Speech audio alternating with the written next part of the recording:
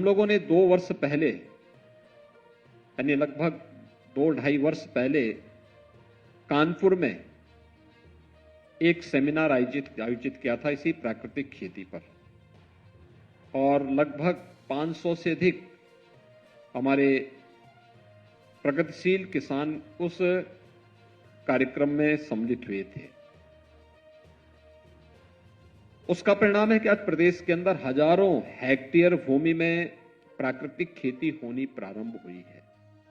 और जो प्रधानमंत्री जी की मंशा है कि हमें विष मुक्त खेती देनी है, और उस दृष्टि से कम लागत में या जीरो लागत में प्राकृतिक खेती, किसान का फर्टिलाइजर, रसायन और पेस्टिसाइड की बचत करते हुए जो किसान के पास है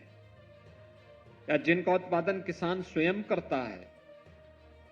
उससे ही वह अपनी खेती को आगे बढ़ा सकता है। यह एक अभिनव प्रयोग सफलतापूर्वक आगे बढ़ रहा है, और मैं मानता हूं कि हमारे कृषि वैज्ञानिक हमारे प्रगतिशील किसानों के साथ मिलकर के इस व्यवस्था को अधिक से अधिक क्षेत्रफल की तरफ अग्रसर करेंगे। उत्तर प्रदेश जैसे राज्य में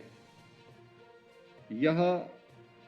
मुझे लगता है कि यहां के किसानों की आमदनी को कई गुना बढ़ाने में सहायक हो सकता है। देश के अंदर सर्वाधिक किसान हमारे पास, सबसे अच्छी उर्वरा भूमि भी हमारे पास, सबसे अच्छा जल संसाधन भी हमारे पास। देश के अंदर कृषि की जितनी भूमि है उसमें से 11 से 12% उत्तर प्रदेश के हिस्से में आती है, और उस 11 से 12% भूमि पर ही उत्तर प्रदेश में अभी हम लोगों ने पूरी तकनीक का उपयोग नहीं किया है, लेकिन उस सब के बावजूद देश का 20% खाद्यान्न का उत्पादन अकेले उत्तर प्रदेश कर रहा है। और मुझे लगता है कि अगर हम सही वैज्ञानिक सोच के साथ कृषि के आधुनिक तकनीक के साथ साथ प्राकृतिक खेती के इन सभी उपायों को भी उसके साथ लागू करना प्रारंभ कर देंगे, तो उत्पादन तो हम बढ़ाने में सफल होंगे ही, लेकिन किसान की आमदनी को भी कई गुना बढ़ाने में यह निर्णायक साबित हो सकता है। एक चीज जो मुझे अक्सर देखने को मिलता है, हम लोग बचपन में जब खेतों में या कहीं किसी बगीचे में, पार्क में प्राकृतिक रूप से उगे हुए पुष्प तोड़ते थे या देखते थे तो उनकी एक खुशबू होती थी। आज हम देखते हैं जब हम केमिकल और फर्टिलाइजर से या पेस्टिसाइड से पुष्प का उत्पादन कर रहे हैं, हो सकता है उसकी साइज बड़ी हो गई हो, लेकिन उसकी खुशबू गायब हो गई है। उसकी प्राकृतिक जो उसके अंदर एक गुण था वो उससे दूर हुआ है। ऐसे ही भोजन की स्वाद में भी हो सकता है खाद्यान्न बढ़ोतरी में हरित क्रांति ने सफलता प्राप्त की हो, लेकिन इसने स्वाद को कमजोर किया है। इसने तमाम प्रकार के अन्य दुष्परिणाम भी सामने लेके आए हैं। पंजाब से आप देखते होंगे कैंसर ट्रेन ही एक चलती है, और यह बीमारी तेजी के साथ बढ़ती जा रही है। मुझे लगता है कि अगर मानवता की रक्षा करनी है और इस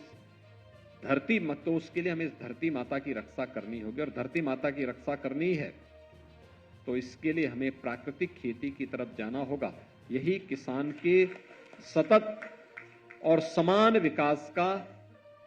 एक सबसे महत्वपूर्ण विकल्प वर्तमान में हम सबके सामने है। प्रधानमंत्री जी ने इस पर विशेष जोर दिया है, और लगातार इसके बारे में न केवल उन्होंने अपने वक्तव्यों के माध्यम से, बल्कि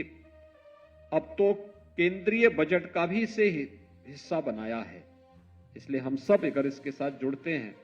तो उसके बहुत अच्छे परिणाम सामने आएंगे। उत्तर प्रदेश सरकार ने इस दिशा से 2020 में जो कार्यक्रम प्रारंभ किए थे, भारत सरकार ने गंगा के दोनों तटों पर 5-5 किलोमीटर के दायरे को इसके रूप में लेने के लिए एक विशेष अभियान को आगे बढ़ाया है। गंगा यात्रा के दौरान 2020 में भी राज्य सरकार ने इसके बारे में काफी जागरूकता के विशेष अभियान भी चलाए थे। साथ साथ इस बार के बजट में हम लोगों ने पूरे बुंदेलखंड क्षेत्र को इस दृष्टि से प्राकृतिक खेती के लिए हमने चयन किया है और बुंदेलखंड गंगा के तटवर्ती क्षेत्र हमारे 27 जनपद आते हैं। 27 जनपद और 7 जनपद बुंदेलखंड के 34 जनपदों में हम प्राकृतिक खेती को बढ़ावा देने के लिए अपने अभियान को आगे बढ़ा रहे हैं और यह उत्तर प्रदेश में कृषि विभाग के द्वारा इसके लिए इस कार्यक्रम को आगे बढ़ाया जा रहा है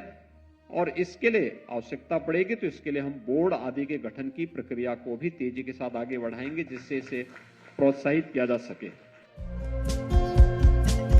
हमारे चैनल को लाइक, शेयर और सब्सक्राइब जरूर करें और नई अपडेट्स के लिए बेल आइकन दबाना ना भूलें।